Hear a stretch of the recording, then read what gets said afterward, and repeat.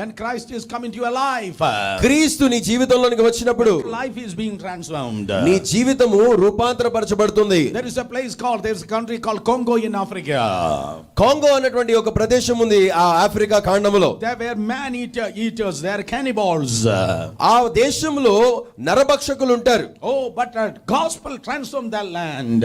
కానీ దేవుని సువార్త ఆ దేశమంతటిని కూడా రూపాంతరపరిచింది. Last time when I was there in Africa, గతసారి నేను ఆఫ్రికా ఖండములో నేను వెళ్ళినప్పుడు they told me millions of people are coming to the Lord and there is a great tremendous revival is happening in Congo.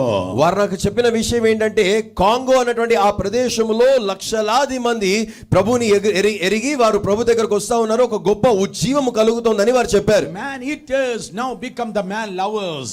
నరభక్షకులు మనుషులను నరులను ప్రేమించు వారిగా మారిపోయారు. Man eaters become the man lovers. నరభక్షకులు నరులను ప్రేమించు వారిగా మారిపోయారు. Not the government but the glorious gospel transforming the lives of the people. అయితే ఈ పరివర్తన తీసుకొచ్చింది అది ప్రభుత్వమో ఇంకెవరో కాదు, కానీ క్రీస్తు సువార్త వీరిలో ఈ పరివర్తనను తీసుకొని వచ్చింది. Hallelujah. హల్లెలూయా.